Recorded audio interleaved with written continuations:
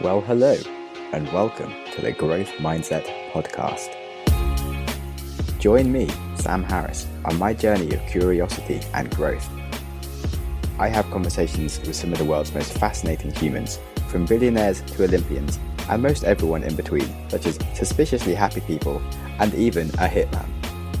Success isn't just for successful people, it is earned, and you can earn it too. I find out how ordinary people become extraordinary to fuel your own growth mindset.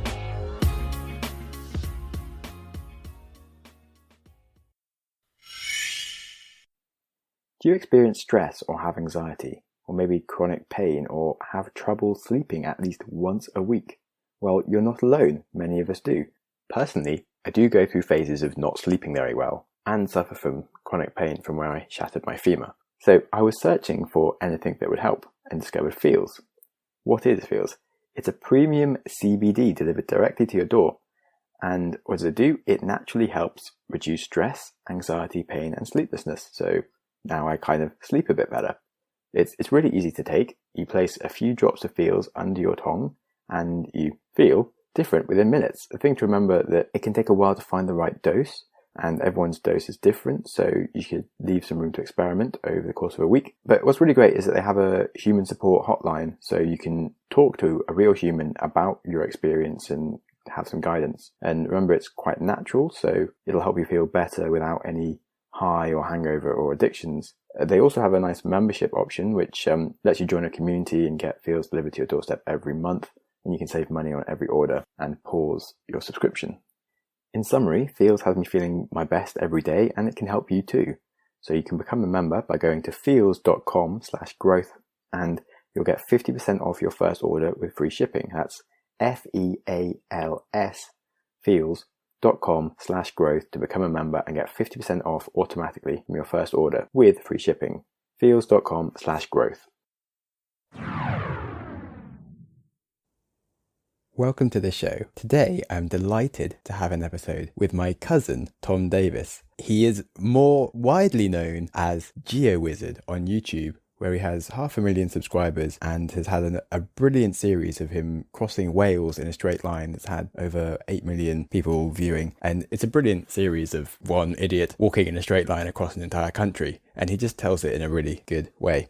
I've been meaning to get him onto the show for a long time, but we keep on missing each other, and he is quite a reclusive character, and he literally only just got a smartphone. So we talk a lot about technology and how it's affecting humans, as well as YouTube and success, and just mental health and different problems that we've both gone through. And it turns out we've got a lot more going on in like similarities than we ever really knew about as kids. And it's just a really interesting episode around life and the things that you miss. And yeah, I kind of can't even explain how much I enjoyed this episode.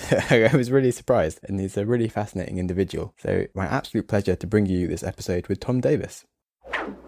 It would be nice to hear a bit more about you, like where you came from before getting into being a bit of a YouTuber, I guess. Well, in the years leading up to when I did this mission across Wales, which kind of propelled me, I wasn't really doing a lot with my life, to be honest. From the age of kind of 18 to that point, I kind of frittered a lot of years away. I had like a string of jobs, not mundane jobs, I wouldn't say, because a job's a job, but I was working in supermarkets and behind bars and stuff, and just hoping that one day I would have success in some form or another, music or adventure or something like that.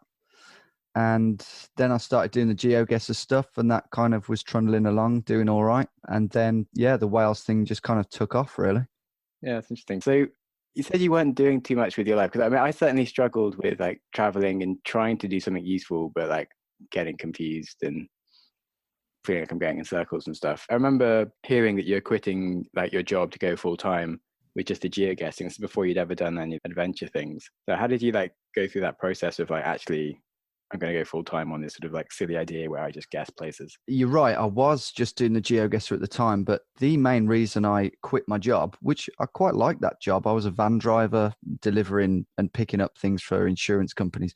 So I was driving all around the country, and I liked that job, but I quit it because I had so much editing to do for the mission across Wales. I'd filmed it 3 months prior, and it was such a mammoth task, and I was just finding no time to do it.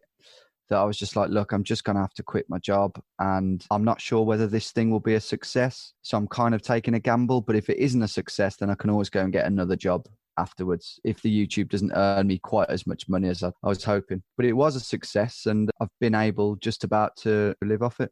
It was a lot of work, because it was kind of my first big editing job as well, even though I'm not an editor. Yeah, sort of. You've got like a lot of jokes and like some like fluffs and things, but it is actually really well put together. It's constantly telling a story, and you bought into like what's going to happen next with Tom, and like, it's just really funny. And it's not just sort of, as in you watch some videos of people just stick stuff together, and you're like, well, okay, you did something cool, but like, yeah, it's sort of hard to watch. Whereas you made it very easy to watch, which is why it's sort of successful. Yeah, I think I took great care. I went a bit mad with it, really. I'm a big perfectionist with anything that I do, and I've got like hours of footage per day, like 4 hours of footage per day. And I want to keep a lot of that, but you got to kind of keep people hooked. It's tough. You have got to be ruthless sometimes, unfortunately. And you learn to, even if you're a bit perfectionisty and OCD, you learn to just get used to that. Well, I guess that would be nice to backtrack a bit. So how did you first get to like the 60,000 from like naught, never done a YouTube video to there? Because that's like not an easy task. I was lucky or opportunistic, a bit of both, in discovering that there weren't that many GeoGuessr videos online. There were, but I couldn't find one that was like a speed run. You're going back to about 2014 now. So GeoGuessr had only been going maybe 2 years. And in those days where I was sort of wasting my days away, I would play a lot of GeoGuessr, and I became a bit obsessed with getting a perfect score on the world version in as fast a time as I could. And so I was like, I had a look on YouTube, and I couldn't find anyone who had done it in a good time. I think someone had done it in like 3 hours or something. And I was like, okay, here's an opportunity. Maybe I can test to see how many views I could get, and maybe gauge it and see if I could keep it going, make a bit of dough whilst doing something I love. And it worked. I got a perfect score in the UK in like 20 minutes or something. And then I did a world one, few views trickling in. And then one day, boom, someone shared it on Reddit, and it had hundreds of thousands of views. So I was lucky in that sense. I didn't have to work too hard for my fan base to grow. Wow. Yeah, that's pretty cool. You think that you would have, in hindsight, kind of gone for trying to share it on places like Reddit and sort of game things yourself? Or was it kind of like a good test to just not bother doing that and see if it kind of can go viral because it's just interesting and useful for some people out there? I've never considered why I didn't share it. I guess, yeah, you're right. It was probably a case of, let's see if someone else shares it subliminally. I'd never thought to share it. Yeah. Have you since tried sharing other things and kind of creating more audience? No, not really. Really, people shared the straight line mission on Reddit, and that did wonders for it as well. I let things share themselves. Yeah, nice. Well, I mean, it's a sign that you should just be like working on making stuff that's so good that it's shareable, rather than, I think you should be like, asking people to watch or pay attention to you. You should be like so good that people best pay attention anyway. So good they can't ignore you kind of philosophy. If people aren't watching and it's just not good enough, and you can ignore all your marketing. Interesting. And then, so after you got like those first few 100K, you're just like, oh, sick, there's an audience and I really like geoguessing, so I'm just going to carry on recording every time I play and just upload it. Yeah, man. Yeah, I was enjoying that. I was just kind of doing it on the side. When I did that ski season, I stopped doing it for like 6 months, which my fans were kind of bummed about. And then I continued when I got back, and it went from strength to strength, really. But by that point, I was really itching to do an adventure as well and start making the channel. I always had this vision of like, well, maybe I can expand into other things, mischievous adventures. I was conscious when I started my thing, like, come on, you got to think of something that's completely different. Yeah, you really hit that well with the whole, can I walk across the country in a straight line? It's just constant entertainment, just watching you kind of like walk over hedges and going through like lakes that were like, not even like ponds that are basically, you could easily walk around with like zero effort, and you're like, oh, I have to swim through this now. I know. Yeah, that wasn't very nice. I almost drowned in that. Yeah. That would be the most like pointless death. So you said you've done quite a few adventures, and you did a recent one with a friend who you used to do stuff with. But so what were the kind of things that you used to do when you were younger then? Oh yeah, Greg. So he's basically my stepbrother, but he's not, because my mom and his dad never got married, but we kind of grew up together. When we got into our teens and we were getting a bit sort of more mischievous and, you know, hunting for something fun to do and something adventurous to do, we would just kind of walk east into the fields, because where my mum lives in Aldridge, if you look out the window, it's just countryside, whereas west, it's just all the West Midlands, you know, horrible urban areas. So we were like, wow, there was a TV mast in the distance near Tamworth. And we used to go, well, one day specifically, we went, let's walk to that TV mast. And it was just the most exciting idea. I was probably 14, Greg was like 12. So probably too young to be going that far. But we were like, let's walk to it, man. We had a £5 in our pockets each, and we just walked east. And, you know, we got chased by farmers. We had to wade across streams and rivers, climbed over fences. At one point, we were so hungry, we almost took the top tier off a wedding cake in this pub. How were you? We didn't do it. It was this country pub in the middle of nowhere, and they were kind of setting up for a wedding, and we were just that hungry, but we didn't. Okay. So non-story, but the idea was there. Non-story, but I'm glad it's a non-story. Anyway, that was one of the most exciting days for me ever, because it was like, see you later, normal life. It felt like we owned the countryside, you know, we were discovering it and we owned it. And then for years after that, we tried to emulate that magic and just went on. We used to start in Lichfield and go north from Lichfield or east from Lichfield until we just discovered all the fields that we possibly could. So basically I was no stranger to like hopping fences and trespassing and things like that, because we were always respectful when we were on someone's land. We never like damaged anything, and we were always respectful to the farmers if we did come across them. So that's what paved the way for, you know, the mission across Wales, because I knew in my head that it was possible to an extent. I wasn't sure whether it was possible to do a whole country in a straight line. I really didn't know, but I was no stranger to that type of thing basically from those days. Yeah, that's so cool. Kind of wish I'd done that as a child. Sounds awesome. It was eventful and a bit naughty. I mean, what did your mum think? How did you get back? Luckily, my mum kind of was worried about what we were doing, but I think ultimately her and Greg's dad thought, do you know what? They could be doing a lot worse things. They could be on the streets kind of doing God knows what, like drinking and smoking and stuff. So at least they're kind of doing good stuff in a way. Like I know trespassing isn't good, but at least they're not doing other naughty stuff, which could lead to screwing your life up. So Derek, Greg's dad, used to willingly come and pick us up. And it would be quite funny because we'd ring him and it'd be like, where are you? And we'd be like, we're in Leamington Spa. Can you come and get us? We just like walked, I don't know, Stafford or something, which is, 20 miles away.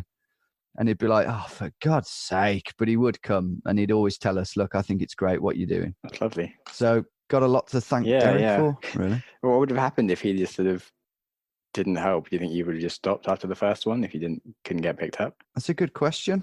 I think we would have done it less. We would have definitely done it less. And we would have aimed to get to places where we could get a train back. But that's not as fun. Yeah, it would have been more urban and less countryside-y. It's hard to really look back in your life and sort of say exactly, but some of these things that sort of spark your decisions, there's can be like quite a sort of small line between what you would have done or not. And so like maybe if you hadn't had the feedback of like him being like, actually that's pretty cool and helping out, you might like not have done it more. Yeah, if they'd have frowned upon it, maybe we would have been less bothered. I don't know. What are the kind of other hard, meaningful things that you might want to do with your life then? Because like the YouTube channel is pretty cool. Is that like your big focus to just grow that now? Because that's kind of what you're working full time on. For now, my main goal is definitely keep releasing adventures, GeoGuessr as well, but keep releasing good content on my channel because, it might not last forever. In 5 years' time, I'll probably be yesterday's news. And so, just keep doing what I love doing. Keep doing these adventures that I love. I'm doing them because I love them first and foremost. So that's my focus at the moment. Music is another big passion of mine, and I'm recording an album. And I'm also going to release the soundtrack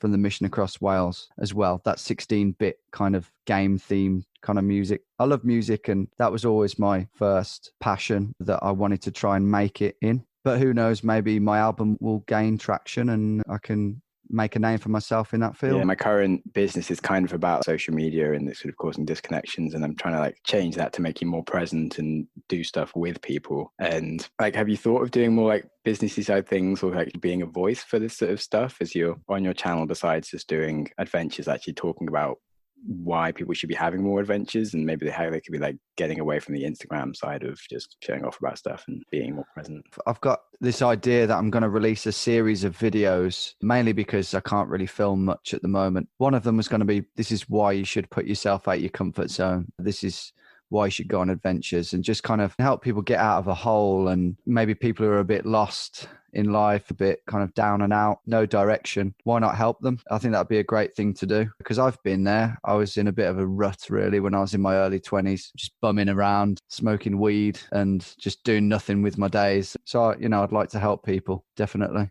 Sort of see the light, if you like. Just put themselves out their comfort zone, because I do believe that's the best quick-fire way for you to just feel alive again and feel proud of yourself and feel like, oh yeah, I do belong on this earth and I can do worthwhile things. Just go on a big, massive adventure and camp out in the rain and be shivering and be like, oh God, this is awful. This is desperate. And then get through it. And then the next day when the sun comes out, you just feel amazing. But I guess it's not for everyone. There's a lot of people that just need a bit more of a push to realize how good it would be if they kind of did take a bit more adventure, because people are often kind of waiting for sort of validation that they can do something, and you kind of need to learn yourself that you can do things, and having the opportunities to do stuff before you think you're ready is where you learn the most. Yeah, you've got to make it happen for yourself, for sure. But it's good to have guidance. Do you think that recording your YouTubes when you are on an adventure takes away a bit from the natural raw experience, because you're thinking about how can I make this something for my viewers and these kind of things? Yeah, it does a bit, but I guess I've entwined the two. If I wasn't allowed to film a single thing, I'd still have a good time and it would feel more peaceful for sure. But I think I've got a problem now. Anywhere I go on a holiday or an adventure, I feel like if I don't film anything, then I'm missing. Yeah, the opportunity. I don't know. I've got so used to it. Same from having conversations with people. Sometimes if it's really fascinating, I'm like, shit, this should have been a podcast. Why didn't I record this? I bet. A bit annoying. Shit, this should be being filmed. Yeah, exactly. It's set there for what it is. But it's the same for anything really these days with people. As in as soon as something gets slightly interesting, they get their phones out. And I know. Which I hate, because people are losing the ability to tell stories, man. That's one thing. Like when you meet your friends in the pub, I've listened to older blokes in the pub, and one thing I noticed was they had a great ability to tell stories and to tell jokes. That's kind of getting lost as a generational thing. Like you don't hear young lads in pubs say, here's one then for you. An Irishman walk, and so forth. But stories, because you've got a video, like you can just whack out this hilarious video of a woman falling down a trap door, and unfortunately it trumps the story a bit. Yeah, that's really interesting. It's an observation, because I think stories are so important, and it's such a skill to develop and useful for other things. And I don't know, maybe it's a bit like people getting annoyed about kids being able to use calculators to do their maths, and they should be able to do it all just in their heads kind of thing. But if you always have a calculator, why do you need to be able to do it in your head? And if you can always tell a story, if you have to give a presentation and be able to use other stuff, does it make sense? But so as a business, it's taken me a very long time to iron out my vision and get it so I can kind of hit someone in 60 seconds and hit them with my vision. So they're like, shit, this is such a cool idea, as opposed to a weird mess that would take me 10 minutes to try and explain, and people still don't really get what it is. It's an art. It's an absolute art, and there is a way to perfect it. And it's not just the words and the structures of your sentences. It's the way that you say things, the emphasis that you put on certain things. And I think we should all be striving to really nail that, because that's beautiful. Definitely. On that note, have you got a favorite story that you like to tell in the pub to your friends? Oh man, Sam, you put me on the spot there. I don't know.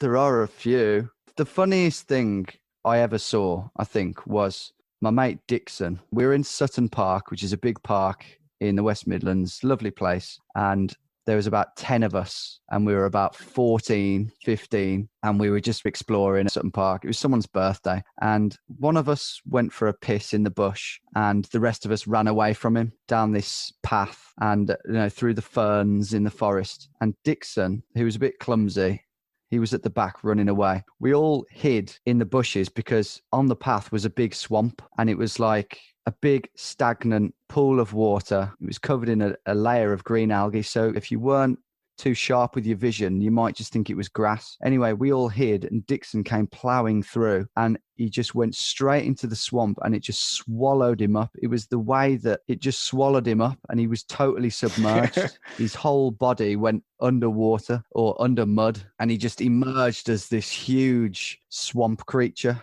And it was just the funniest thing I've ever seen. And we walked home in the baking sun, and Dixon was just covered in disgusting, stagnant. He stunk, and we didn't stop laughing the whole way home. That's great. That's the best thing I can think of, because at the time it was the funniest thing. Interesting. Well, like some stories are easier to tell to people who kind of know the person, or it's a great story to kind of retell with your friends that are there. Interesting. So I think I'll remember that. I was going to say, actually, because if I did my stand-up comedy course and that went really well, and I actually super enjoyed it, and it was something I never thought I could do, just like seems super scary. That's a prime example of what we're talking about, isn't it? Putting yourself out your comfort zone. I mean, you're a confident guy, but I bet that was still a scary. I want to do some collabs on my channel when everything gets back to normal, sort of adventures, like this one idea where it's like there's a pub in the middle and you both have to spin the compass and you go to a point on this circle that surrounds the pub, and you both have to like mission your way to the pub through the fields as quick as you can. That's just one idea. I mean, but I want to try and collaborate with other adventurous YouTubers and just to see how they fare at some of these things. Yeah, I think there's some interesting ones you can do in terms of different transports, or kind of like some like the Top Gear ones where they just get like a different car, or like Richard Hammond will be like parachuting, and then the other one will be like a car trying to go like 2 miles from like this top of this hill or something. And I don't know how that would work. Yeah. Interesting. Well, maybe we could like brainstorm some of that some other time. We will. Definitely. For sure, man. Okay, cool. So I guess you sort of outlined like how you were successful on YouTube. So we've been trying to get some like just sort of success tips with like people that know about stuff. Like, okay, what's the best way to run like a YouTube channel and things? Have you got any like specific tips on that besides just make good content and tell a good story? Sorry to disappoint, but I'm actually really crap at the whole nailing YouTube and its algorithms and like doing good thumbnails and titles. I'm getting better at it. That's definitely important. Thumbnails, titles, the combination of the two. But I've always been naff at the whole technology side of things, and it's always taken me ages to like catch up. I would just say, make them laugh and just do what you love doing. Think of something original. It's easier said than done, especially as time goes on. Things are getting more saturated, but do what you love doing. Try and come across natural on the camera. Something I've got better at. Just make them feel comfortable. Because if you're all edgy, then they'll be, and they won't want to watch that. And just work hard. Like I've worked hard. As I said before, I'm a bit of a perfectionist, and I do make blunders quite regularly in some respects. So just like attention to detail, really. And just be conscious of when people might be getting bored, because people have short attention spans these days. Yeah, super short. It's yeah, I think I'm changing my podcast a bit now because of like it was growing really reliably quite easily, but now there's just so many famous people interviewing other famous people that it's a bit hard to like, it's a bit clickbaity more now, and you kind of need to have a real reason to get people to grasp, so people aren't going to listen to a long interview with someone they don't know. But if you have like a more specific, okay, this is a successful YouTuber's 10 minutes on how to be successful at YouTube, it's like, okay, actually I can click that, I know what I'm getting, and it will just give me this information, and like it's a bit easier. So like, I'm probably going to cut this up a bit and have like some specific stories and like things rather than just have like a 1.5 hour long podcast. Yeah. I think that's the way to go, man. Like these little sound bites, these little, so-and-so's take on smartphones. People might be interested to click on that. It just takes a lot more effort to like actually bother to go through these things, but it's kind of what is required now with the way things are going. Yeah, well, all it takes is get that little 5-minute bit out, and that 5-minute clip might get you like thousands of definitely views. So, and it's kind of makes sense, really. It's a bit more digestible. And then you can just link the full. People want to listen to the full thing from that. Stick it in the description. 100%. Nice. Have you got any life tips around things besides, we spoke about adventure a lot and pushing your boundaries, or anything that you kind of, if you were to impart wisdom upon people, this would be the one thing they should know? I think it's hard to ignore the struggle that a lot of people go through today with mental health. And I feel like it's hard to kind of ignore that, because I've struggled with that in the past. So I feel quite like there's no bigger struggle than that, depression and things like that. If I wanted to impart any advice, it might not be relevant to everyone, but I think it's relevant to a worrying amount of people in today's society. And I think that there is always a way out. of those dark holes you can find yourself in life. And you may not know it at the time, but there's a reason that you're there. There's a reason that you're in that hole. You're not fulfilling your potential, or, I mean, this isn't always the case, but I think with a large number of like young men just kind of lacking in direction and lacking in kind of knowing who they are, and with the right people around you and love from other people, and with the right decisions that you can make and the right attitude, you can claw yourself out of it and do great things and be happy. Because I have been there, and so far so good. I'm all right these days, and if I can teach other people that that's possible, then that's what I'll do. I think that's a very valuable thing. Cool. That's a really deep and useful thing to be learning. It's a really hard one when it feels like there is no way out. It seems very like all-encompassing, and you just can't imagine what it is. But I guess that's kind of one of the things that you do sort of learn from travel, to speak back to our earlier conversations of sometimes things just go completely wrong and you have no idea how it's going to work out. But after you kind of have these moments where you're like, I think we're going to die, or things are going to go so wrong, and then it does work out, you do get out of the situation, you kind of end up getting home and like everything's fine. You start to kind of get a bit more faith of when everything is shit, that it will not be shit again. You kind of understand that things are just temporary, and you can almost enjoy the moment for what it is, of like, wow, this time that I'll tell as a story of how things are so epically shit, and you kind of almost enjoy the fact that things are so shit, and it's kind of cool. You can ride it out. If you're consciousness is really important. I mean, I'm no bloody Russell Brand kind of spiritual guru yet.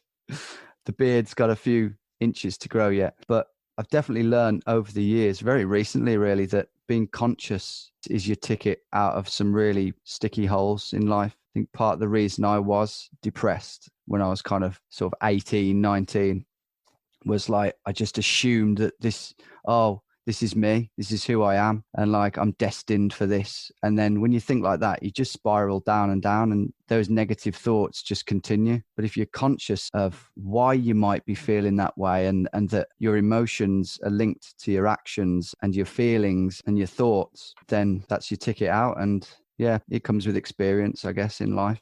Yeah, definitely. Didn't realize, because you sort of alluded to sort of having a hard time earlier. I hadn't realized it would have been quite so bad. And feel a bit I feel like I should have known. At one really. point, yeah. No, because I haven't talked about it with my parents. Yeah. So. Well, I didn't know. But yeah, to be fair, I tend to not tell my mum these kind of things, just because like she worries more. And yeah, it's probably man, not the thing worry. that she's going to go and tell the rest of the family about anyway. Like, oh, so yeah, exactly. And you know, I don't like talking about it because I don't like making a big deal out of it. Really. Yeah, no, I mean, I've never been one for like the attention and these kind of things. And no, it seems to make things worse. Because you've got to offload it to someone. Yeah. But then that's sort of one of the problems of perhaps like, as a guy, you kind of feel like you should be like perfect and that you shouldn't have these problems. You shouldn't be talking about your feelings and these kind of things. But it's often very useful to learn how to do that better. But so how did you, besides having the faith that things would get better, how did you actually get out of your problems? I think it happened over a long period. I had it quite bad, and then I just sort of like dusted myself off one day and got a job. That was the first job I got, working behind a bar at the Toby Carvery. And I think it's funny because I wasn't even conscious at the time that I was doing it, but I must have made a conscious decision to go in there and be really nice to everyone and just make the best impression possible. Just be really chatty and really exuberant, really nice, because I just figured that's going to put me in good stead. And that's the positive way to approach life. And maybe that will come back to me. Maybe I'll get that back and I'll be happy again. But it still went on. Still struggled with it for a few years. Then one day I just realized, I think I was about 23, 24. I realized that it was just this pattern in my head, and that I kind of just captured it there and was like, that's it. It's just come about there. I just noticed it. And I somehow managed to nip them in the bud, and touch wood, I've been able to do that since, just nip those negative patterns in the bud. And that was without ever going to a doctor or anything. I decided that was not the way to go. And then from there, just making decisions like not doing drugs. I've got Verity now. May well have slipped back into some kind of hole without her. She's like a real rock in my life. And yeah, I think that helps, having a companion. Definitely as you get older and older. I think I could do with one of those. Maybe that's your number one goal. Yeah, I did go through phases of being like, should probably focus on this more, because I'm quite happy in my own company, and you kind of learn to maintain yourself and do interesting things. So it's not like at any one point in time it seems like a major issue. But then sort of if you think about your big life, it's like, well, actually, if I could be sharing all of this with someone, that would be so awesome. And it should probably be like my biggest priority. But at any one point in time, it's not like, oh God, I haven't got a girlfriend right now, I need to cry. Yeah. And you shouldn't worry about it too much. You should let it happen, I guess. But I wouldn't want to grow old without a companion or ultimately without kids. I think that's going to be an important thing that's going to keep me happy. I mean, everyone's different. Some people just don't want kids, but I think it's quite sad these days. A lot of people don't think they want kids, and then they get to like the late 30s, 40s, especially women who have got more of body clock in that sense. And then they get into their 40s and they're like, oh shit, actually, I'm going to die alone. I'm going to be kind of lonely now. I think you've just got to dive into it. You know, much like a lot of things that scare you, dive into it and see what happens. Get up the duff. No, I'm joking. Good. Well, on that note, boom. Terrible advice. Yeah. The worst advice. Oh, that's cool. The last few questions that I have are, what is one of your earliest memories? I do have memories of when I lived in Oxford and I moved from there when I was 3. If you want my earliest memory, it's me throwing the cement mixer off the back of a toy lorry over next door's fence in Oxford. So I would have been 3. So that's my, I don't remember anything else from that garden. So that's my earliest. Wow. Do you know memory, why you I were guess. doing this? Just to annoy someone, or? I think I just had it with this toy and I was just like, do you know what? Mix off. Wow. There we go. I don't know. It's kind of funny, the weird stuff we remember. I know. It's mad, isn't it? Cool. Glad I asked. What's a recent kind thing that just sort of made you go, oh, that's really nice? I know there's ones. Jerry, this guy who let us sleep in his camper van, even though we were 2 smelly blokes walking down the road, and he knew it was about to rain. And he was like, you can sleep in my camper van if you want. I mean, that's so generous. Like, not many people that I've met would do that. Yeah, there was quite a few in that trip. People just going out of their way for us. And I've got a theory that it's people who don't live in cities are more likely to be super generous. People who have more of a traditional lifestyle, because they've only got sort of a handful of people that they see from a day-to-day basis, and they're constantly helping each other out and doing things for each other. You're much more used to just being nice to people, and like in cities you're just used to ignoring people. And yeah, which makes sense, because everyone's just trying to like make ends meet and just get their shopping, go to work. You can't practically sort of try and make friends with everyone that you meet. And like, if every person asks for help, which is always a homeless person, like you let into your house, you'd probably have a bit of a problem with your house. And so yeah, you kind of need to have these filters on, and anyone that comes up, it looks like they need a place to stay, is probably like a, oh no, avoid sort of scenario. Exactly. Even giving £1 to every homeless person, you'd have no money left. So even giving so much as £1 to a homeless person is like, people are I will be the first to admit I'm used to not doing that, which is bad really, but that's just like city life, isn't it? There's a lot of homeless people. Yeah. Unfortunately. True. Well, that's a whole other conversation that we don't have time for right now, but thank God. No. Yeah, no. Anyway, we've had some good chats. Yeah. So it's been interesting. Great to finally make time to actually have a conversation with you. Don't know why we didn't do this. A very deep conversation. Yeah. It's been fascinating. Well, it's been great, man. Really enjoyed it. Thanks so much. I hope you enjoyed the episode as much as I did. My goal for this podcast is to help make people happier and wiser. And I'm also working on a few other projects in the podcasting space to achieve the same thing. I run the Wiser Than Yesterday podcast with a friend, where we read and discuss a great non-fiction book a week. Talk about things like philosophy, psychology, the economy, self-improvement, and business. Books such as The Black Swan, Anti-Fragile, Invisible Women, How to Win Friends and Influence People. It's a great resource. Most recently, I've been building an app, Syncify. It's really to level up your podcast experience. You can connect with your friends in the app and listen to the same things. So you can listen live in real time with each other, or create shared playlists and catch up at your own pace. You learn so much more by discussing ideas with friends. It's really silly to listen alone. You can also discover and share brilliant episodes with ease without having to try and recommend podcasts in different apps and just it all getting lost and confused. So It's also good for combating isolation and mental health. I personally find social media quite antisocial, and I just don't find it easy to reach out to friends to chat for no real reason. But I do love doing things with other people, and listening to the same content means that I can naturally talk about the same things, and it just gives me that friend time without going out of my way. So I really hope that it can help you, and I just would love you to try out the beta version and help us build this. And obviously do invite your friends. It's all about friends. So you can find out more about Syncify app by going to syncifyapp.com. Thanks for listening. Congratulations on listening to a whole episode of the Growth Mindset podcast. Before you race into another podcast, try pausing. Ask yourself, what have you learned? What could you change? How will you make that change happen? Did you press pause? Knowledge is useless without action. What did you learn? What should you change? And how will you make that change happen? You can tell us what you learned by contacting us through the website, growthmindsetpodcast.com. And feel free to connect with us or our guests, or just peruse the show notes.